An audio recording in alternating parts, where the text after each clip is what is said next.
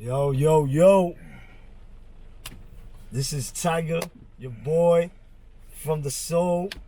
And I got a very, very, very, very special guest, man. Like, yo, this guy, man, yo, I don't even know where to start, man. Like, for real, man. Yo, I got my big bro. Like, he's like a mentor, like almost like, yo, for real. Like, he keeps me on point. He one of the realest motherfuckers I ever met. Yo, K.A., a.k.a. Mr. Duke. Yeah. Salute, homie. What's up, man? Easy. Yeah. Salute to you with the podcast. I see you. You continue to do your thing, man. I mean, you got a unique concept, man. Yeah, it seems to be. I watch some of the episodes. They seem to be, genuine. The vibe seems good. I mean, so. Thank you, man. Much success, continued success to you with that. This is from the soul. All the people I'm, interviewing is people I really like fuck with, and yeah, man. Yo, K.A., man. What does K.A. stand for? A long time ago, when I was a kid, I used to write on the walls and shit like that. Right. Graffiti shit? Yeah, back in the days, back in the kids, shit, we were writing a tag on the walls and shit like that. And it was a longer name, and then I wanted to cut it down and just still be K.A. And then when I wanted to go into the pen, I went to jail early on. It just people started inventing names for it. I mean, as I went along, but it really didn't have no meaning. I want to get straight to this shit. You know what I mean? To what? Straight to this. The craziness, no craziness. You know what I mean? Crazy. They say the experience is the best teacher, right? Absolutely. And I would agree. You did 25 to life, right? No, I mean, very close, but no, I didn't do 25 to life. What was your sentence? I was sentenced to 17 years to life. 17 years to life? Yeah, 17. And then, due to behavior issues and parole, political issues as well. Mm-hmm. Those two things mixed together, I wound up doing 24. You did 24 years? Yeah. Straight? Yes. That's crazy. What year did you go in? I went in 1992. 92? Yeah, 1990. Summer. Yes. Whew. 92. 92. Damn. I mean, but I look at that, but there's still, I know dudes that are still there now. Right. When I was in prison, you know what I mean? And, and guys who have recently been released, who did way much more time than I have. I've been home now for 6 years now. 6 years? Yeah, 6 years. Congrats, yo. God bless. God bless, man. So why did you get 17 to life? A combination of things. It was in the early '90s, so it was a completely different environment in every way, and it was the Pataki era, Giuliani era, that whole thing. Mm-hmm. Politically, 1992 was an election year as well. All those things, I was young at the time. I really couldn't understand that then, but now I see how those things interplay, and you see them even happening still to this day with all the protests and everything that's going on now. Right. So I wound up. I was 17, 16 at the time.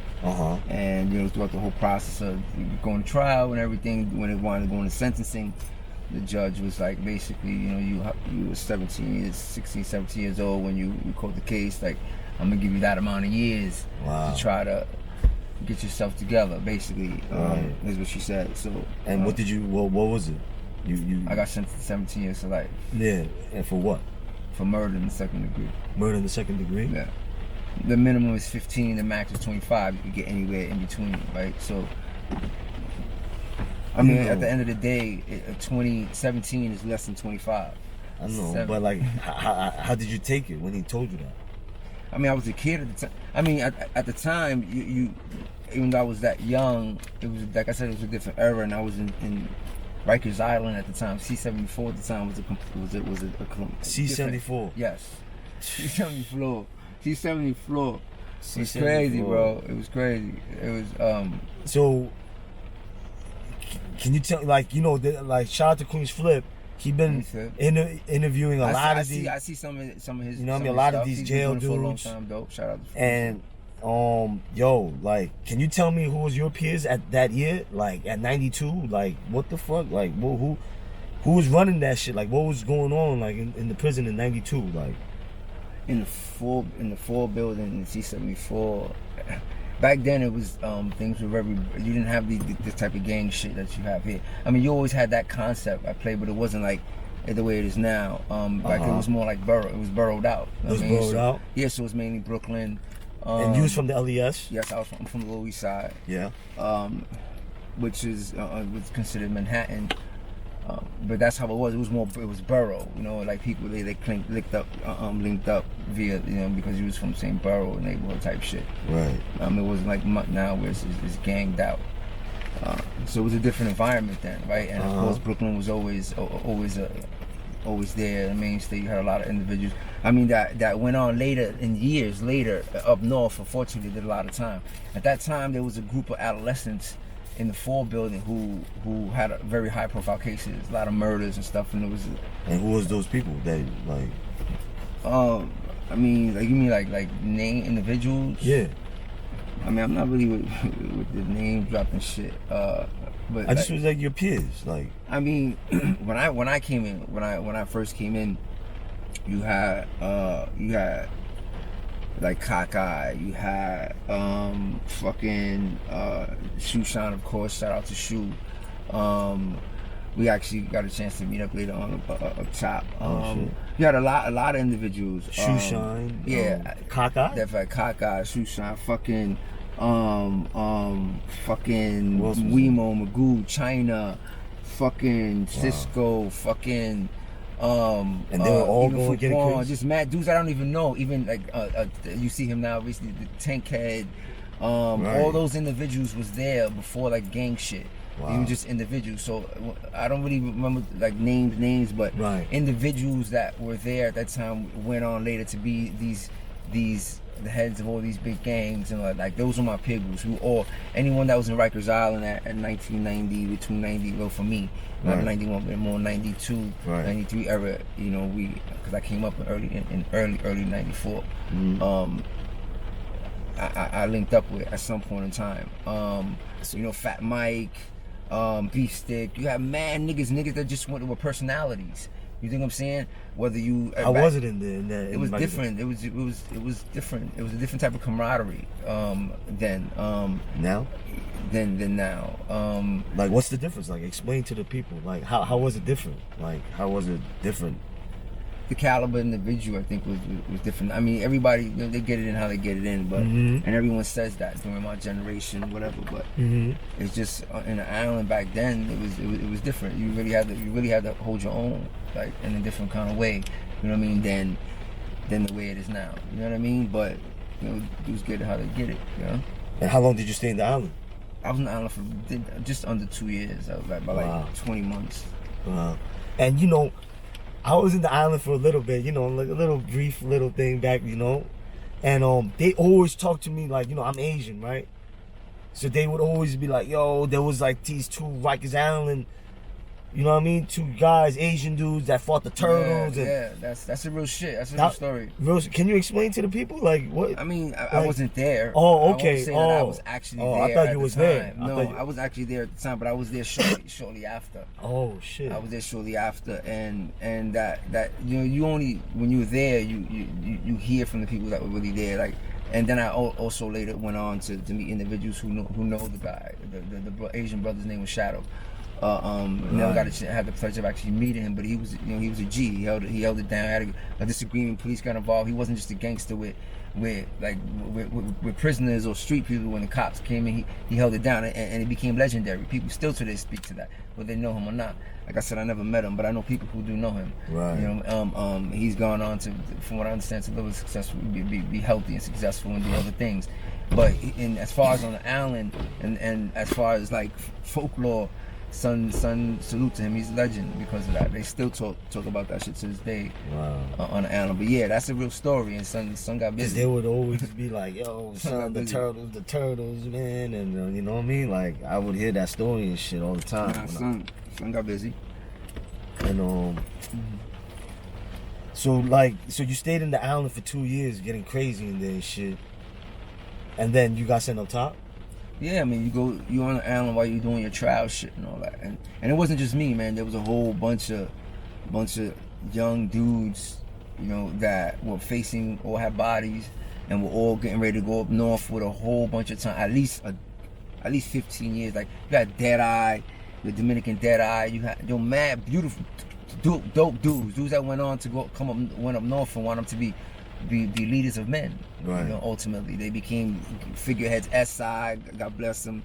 You know what I mean? Went to the feds. All these individuals. You know, at some point in time, like Dead Eye. I mean, all these dudes that people speak about.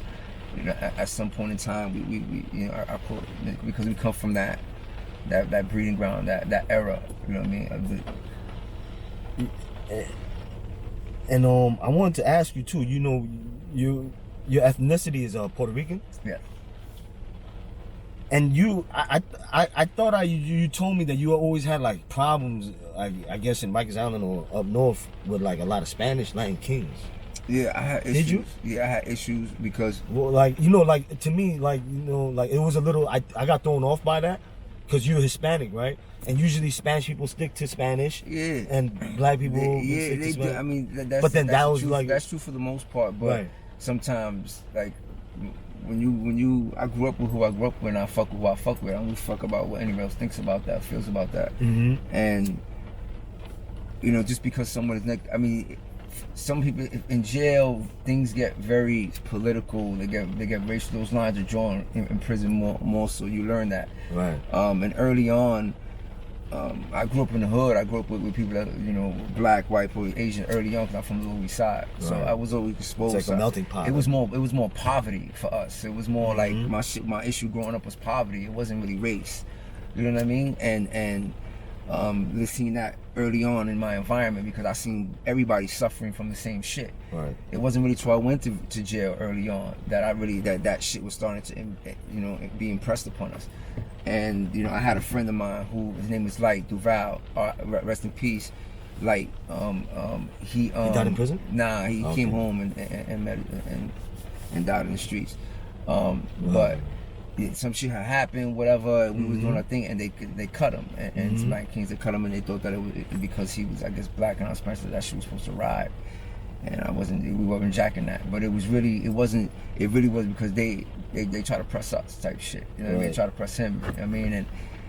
And he wasn't jacking that. And people don't really know that. I mean, it started a whole big thing. It did? Yeah, but you know, that was my man. That was my guy. The fact that he was black, white, yellow, brown didn't really mean nothing to me. You know what I mean? So for us, again, that's that gang mentality shit. For us, we were more loyal based because it didn't matter where you came from. Because we came through the island early on. Right. That was more like, that shit started happening more like late '93 and all that shit. But early on, that breed of dude, we had a different type of loyalty to each other.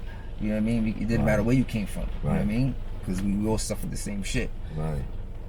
That changed when the gang shit started to be introduced.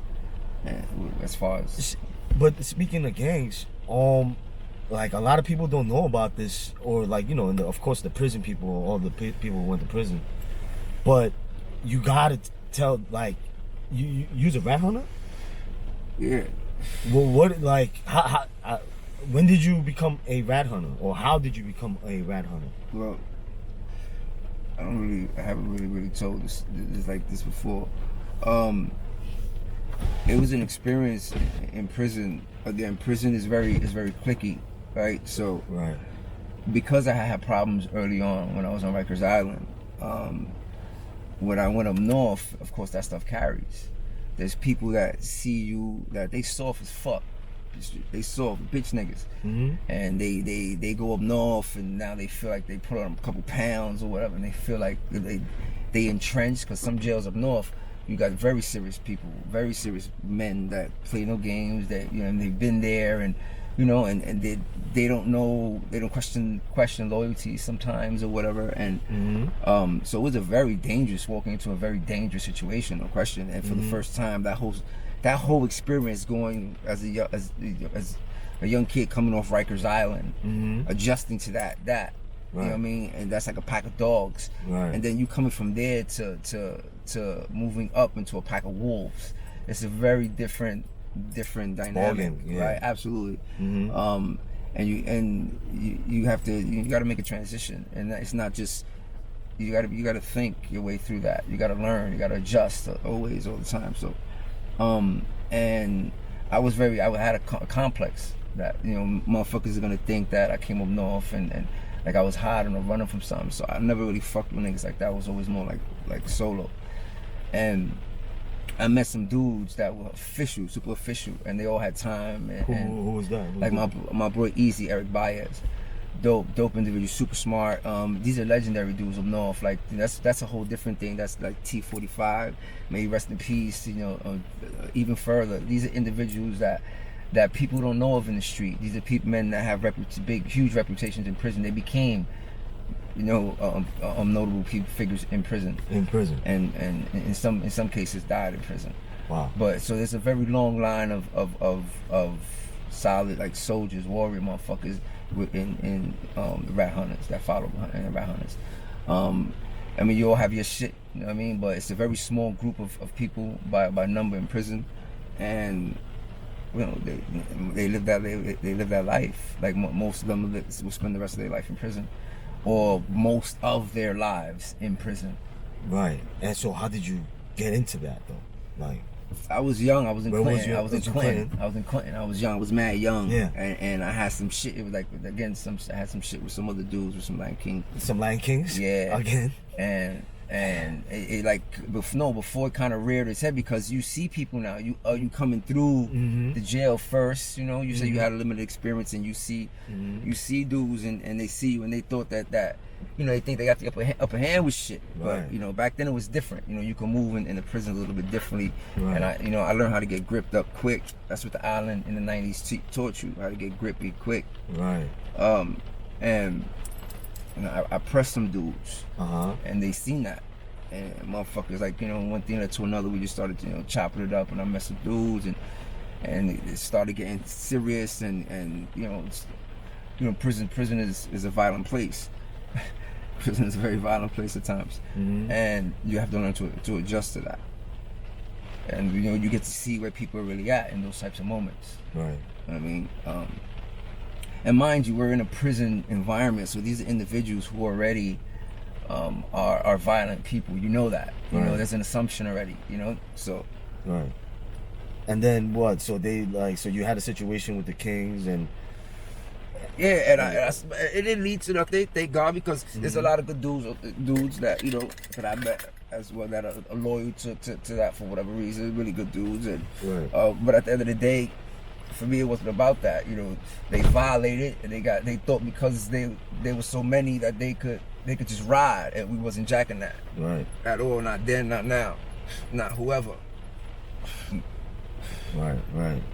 And that's how you became a rat hunter in Clinton? Yeah, so one thing led to another, and some good men asked me, you know, like, yo, bro, like, and after a while being with them, whatever, at the time I was really young, and these were all OG dudes, you know what I mean? So at one time I was like the youngest dude that ran with them and shit. So I learned a lot from some really, really serious men, some extremely intelligent men. Unfortunately, will spend the rest of their lives in prison. Wow. But not just rat hunters, but just men across the board in prison, all sizes and colors and shapes. Yeah, you know. And then you just. So how many people are in like rat hunters? Do you know? No. It's not like that, bro. It's not. It's not like how you think when people say gang, they think this type of. It's not like that. It's a prison born. You know, it's like a band of brothers. It's just a group of dudes like mine. Every now and then you get. You know what I'm saying? Some motherfuckers slide in who ain't cut from the cloth, right? But they get weeded out quick. It's just like anything else, right? But for the most part, it's a small group of individuals that just have in a like-minded situation, and you know they just. To each our own. Right, damn, bro. And and before I wanted to speak on that too. You know, like in prison too. Was there? I know when I went, there wasn't a lot of Asians and shit. But was there like any Asians that you met? Yeah. Hell yeah. Yo, you meet in prison. You meet real people. Prison shows who you are. Like really, it does. Especially when you're young and you grew up in that environment. Because a lot of times you don't know nothing else then, right? Right. And this environment allows you to be savage. So you have individuals that turn to fucking homosexuality, turn to heavy drugs, turn to all types of shit in prison. They turn rat, they turn all types, they turn religious, they turn all types of shit. Right. Searching for something. Because in prison there is nothing, right? But what you find, what you tap into. And you just motherfuckers, I chose always to be around individuals who were serious about the things that they were into, who were real about themselves, and we just people gravitate towards each other. It wasn't like you, yo, can I be down? It was not like that. You know what I mean? Got it. I met a lot of good men, rat hunter or otherwise, who were just extremely intelligent, man, and made mistakes and never got a chance to show otherwise. You dig? So prison for me, it taught me how to not only navigate those situations, but now it has prepared me in so many ways. Now here 6 years later into being in the streets. Right. Nah, man, that shit is crazy, bro. Can you tell? Did you ever had any cuttings in there? Did you cut anybody? Yes, I got cut. That's part of the bid, you know, when you involved in certain shit. But I never cut somebody just because like some herb dude. You got dudes that built reputations. Because people look at a cut and he cut. But it's not that you cut someone. It's who you cut. Some people, you cut somebody and they cower and they turn around and cower, and then you cut somebody else that turns around and that shit does nothing. You fight. He backs his gun out. That's a different type of thing. You know what I mean? So those who just look at that part, they look at that and they glorify that type of shit. But those from the inside out, that shit don't mean nothing. That you cut somebody, that shit don't mean nothing. Man. Like, motherfuckers in the yard, like they really know who that shit don't mean nothing, bro. Yeah, you get it, but there's some dudes do that. Anyone can do that, bro. Right. Anyone can come to or stab you with a knife or whatever. Mm-hmm. I've seen that shit don't mean nothing, homie. It really don't. How you interact with people, what kind of person you've turned into as a result of that. How you dealt with people fairly, because you got people that turn to pieces of shit, turn deviant. Just you have no character,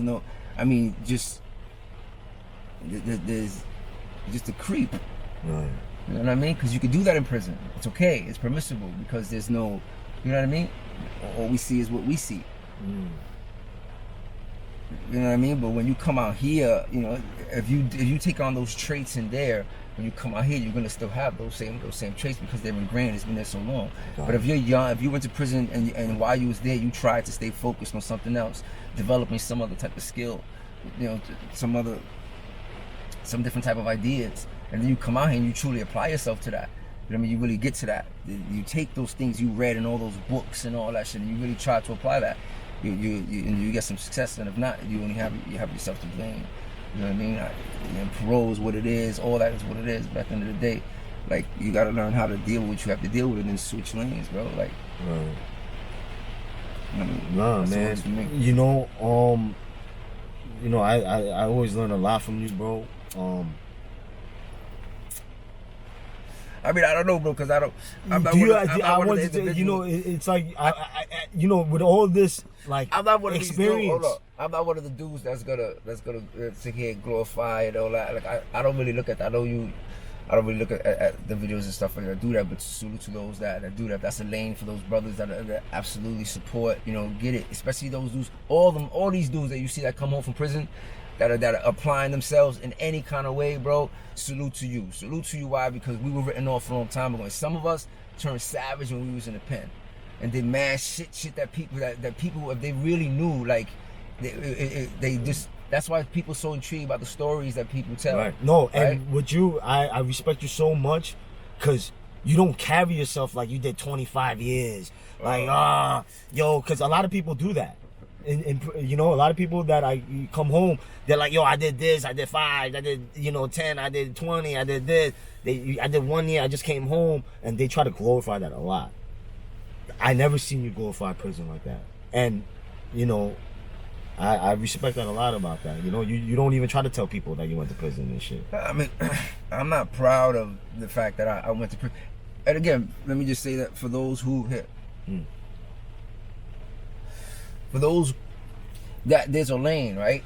So whatever you look, you'll be surprised at how much prison culture or prison life, our culture, really, really in affects what happens in more mainstream society in terms of like what you see in I can see that, like media. how they wear clothes. Yeah, a lot of things, and not only that, a lot of those people Slang. that you see, they have people that they talk to in prison, that they deal with in prison, like their friends, and they relate back and forth, and they pick up certain things, and you know what I mean. So, but any of those brothers that come home, and again, you got to remember, this is somebody who did 20 plus years in prison.